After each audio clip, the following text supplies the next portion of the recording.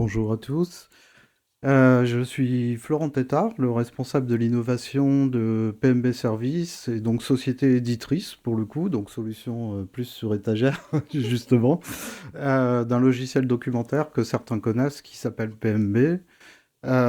Et qui a pour particularité d'être un logiciel libre. En introduction, bah, du coup, pendant que la machine redémarre, nous, ce qu'on a fait, c'est qu'on a réfléchi l'année dernière à comment intégrer l'IA dans l'outil documentaire. Alors, le truc, c'est que par où commencer quand on aborde cette question? Et à la réflexion, bon, moi j'ai regardé un petit peu ce qui existait comme possibilité, les modèles, les technologies, enfin voilà. Et on est parti sur l'idée de faire un RAG, effectivement, donc c'est-à-dire une recherche sémantique avec une réponse synthétique des résultats de recherche appliqués à la recherche documentaire. Du coup, ça paraît simple au départ, mais ça l'est pas forcément tant que ça. Comme on dit, en fait, bah, les modèles de langage sont pas toujours très, très, très sympas avec nous. Surtout que nous, on a des bases de données de centres de documentation qui sont hyper spécialisées et donc parfois avec du vocabulaire qui n'est pas terrible, qui n'est pas trop connu par les modèles, hein. Quand on a des termes vraiment trop pointus, alors on a de la médecine, de l'urbanisme, du sel de Guérande, enfin voilà, on a toutes sortes de centres de documentation et juridiques bien sûr. Malgré tout, on a réussi à monter un prototype et ce prototype, ben, en fait, c'est assez étonnant, hein. Une fois qu'on a fait les bons réglages, ça fonctionne quand même très très bien, avec un défi qui était de faire une solution entièrement libre, hein. Donc ça veut dire quelque chose qui utilise et des modèles libres et des technos libres. Alors ça tombe bien parce que, bon, je sais que tout le monde est...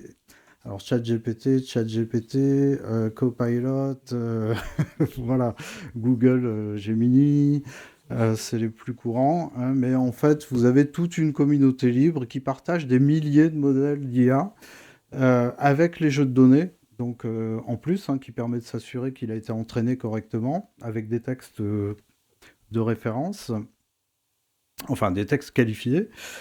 Et comment? Donc c'était pas évident et bah, vous verrez, ce sera l'un des points de discussion. Alors j'espérais vous montrer un petit peu à quoi ça ressemble, mais bon, je crois que c'est mal parti. C'est pas grave.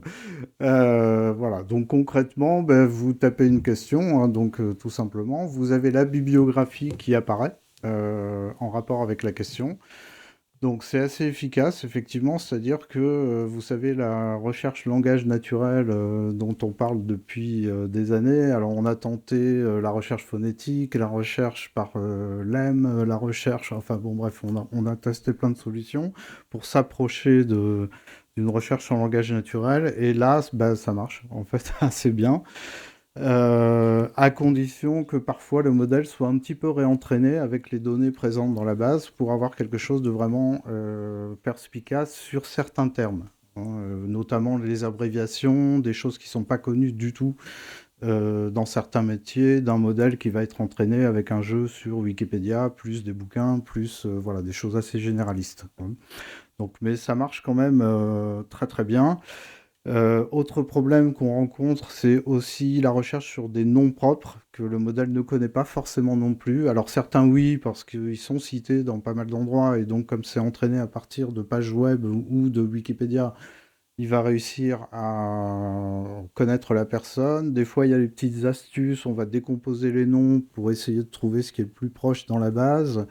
Mais parfois ça fonctionne pas très très bien. Donc c'est vraiment une recherche qui est adaptée à une recherche sur un sujet en fait, hein. Donc le premier test qu'on a fait, c'est sur une base en santé psy. Alors je crois qu'on en a tous besoin en ce moment, un petit peu. Voilà, et vous tapez bah, typiquement quel a été l'impact du Covid-19 sur la santé mentale des Français. J'ai besoin de chiffres pour un mémoire, hein.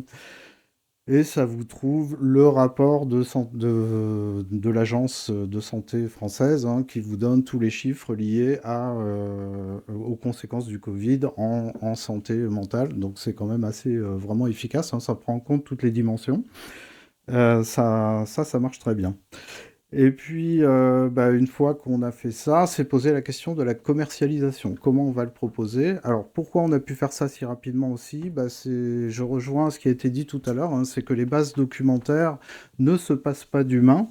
Et c'est justement parce qu'on a des bases très qualifiées et très bien qualifiées, hein, et notamment là, nous, on l'a fait uniquement sur des résumés, plus les mots-clés des thésaurus, plus voilà, un certain nombre de choses.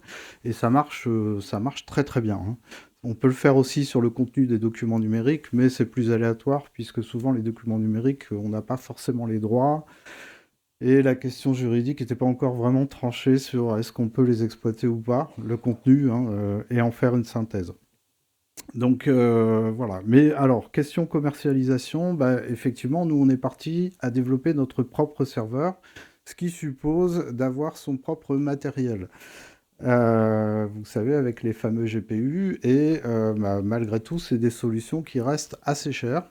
Donc on a cherché à développer des serveurs dans le cloud, privé bien sûr, hein, avec des offres aussi qui permettent d'accéder à des GPU pour des serveurs externes. Il se trouve que c'est des technos qui sont encore vendus très cher par rapport à des choses comme ChatGPT, Mistral, voilà, des moteurs comme ça, où vous payez en fait au token généré, hein, donc plus ou moins au mot, on va dire. Où vous allez être sur 5 euros pour 1 million de mots générés, hein, grosso modo. Voilà.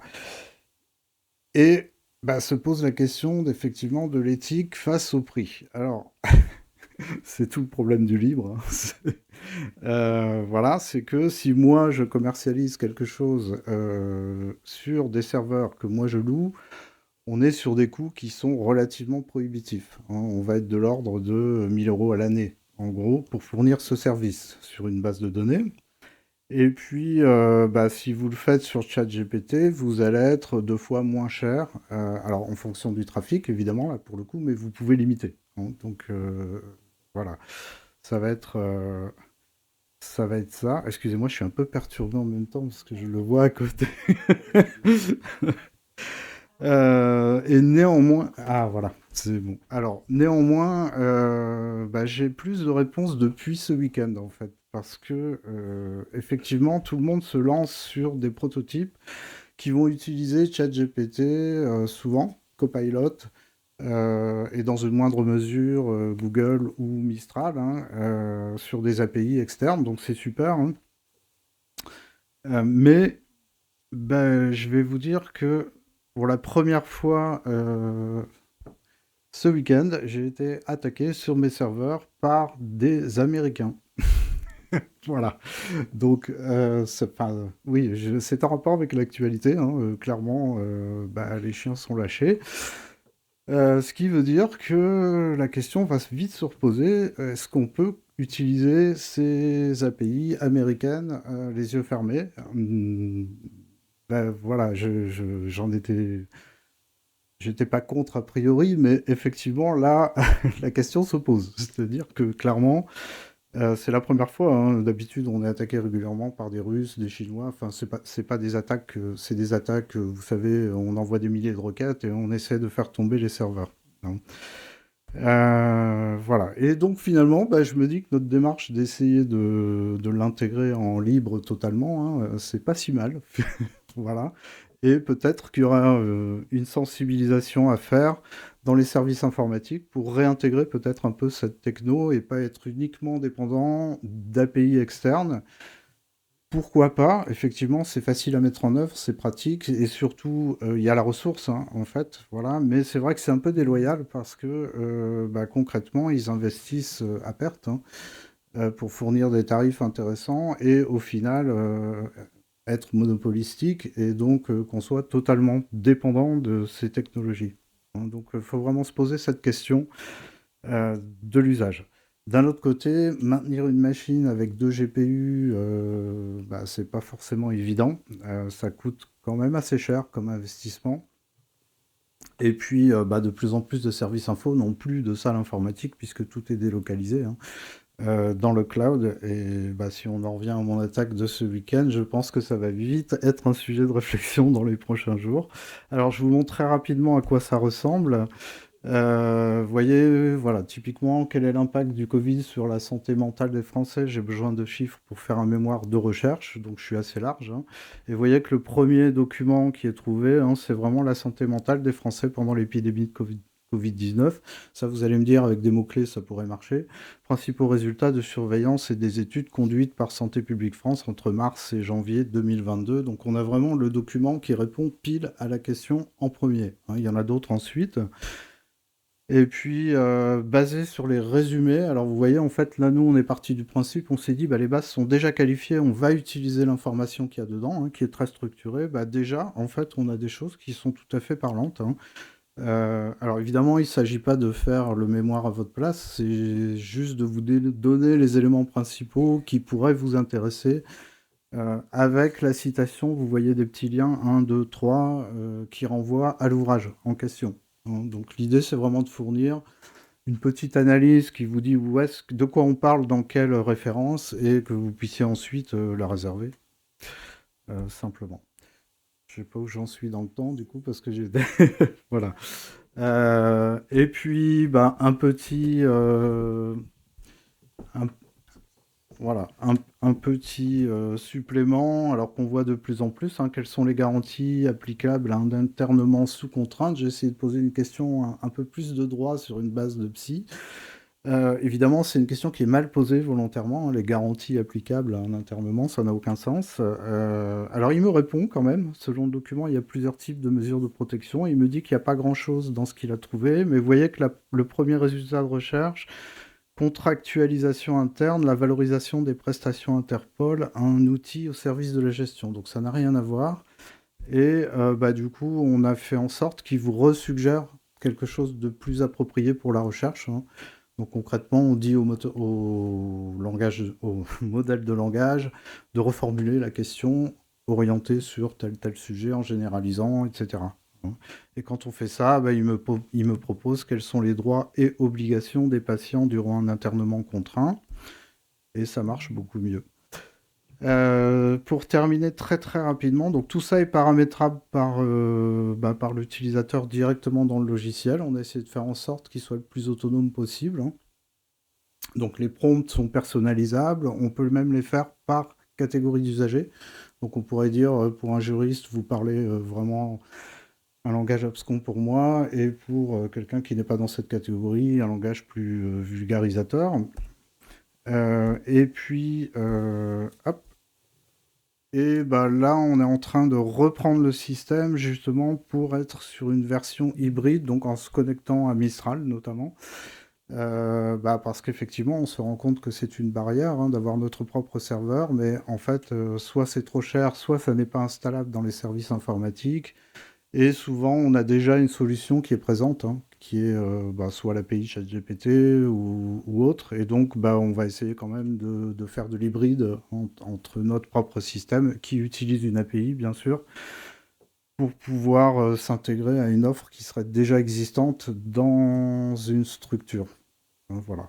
Dans les perspectives, et j'en ai vraiment pour 2 minutes, voilà.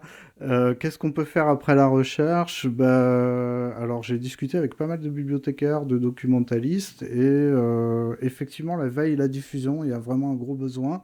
Alors, encore une fois, là, l'idée, c'est pas de remplacer votre travail de veille ou de sélection, c'est plus de les préqualifier, en fait, pour aller plus vite.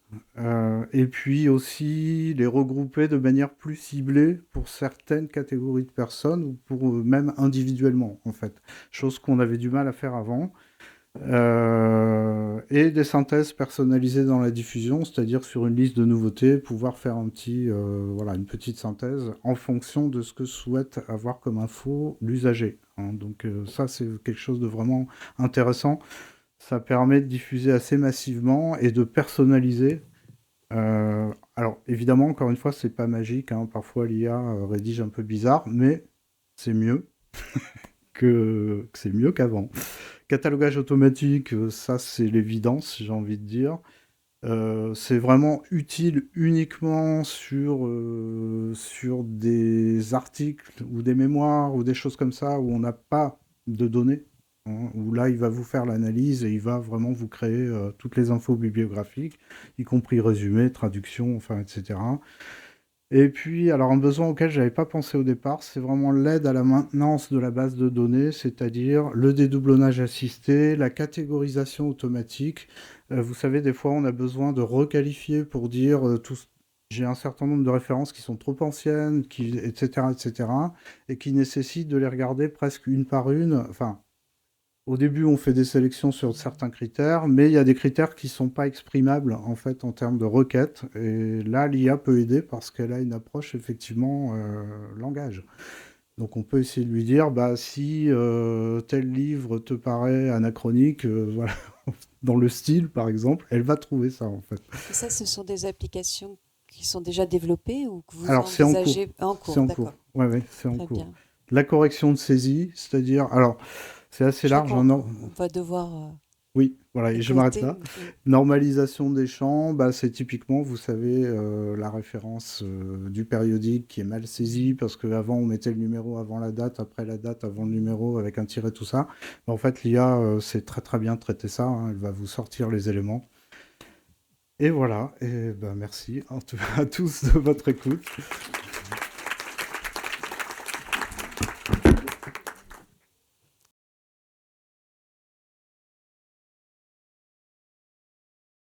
Ok, alors le premier élément, c'est que pour bien utiliser l'IA, il faut maîtriser la langue, hein, clairement. Voilà, ça c'est un des freins. Bah, parce qu'il faut savoir clairement exprimer une idée ou ce qu'on cherche ou ce qu'on veut.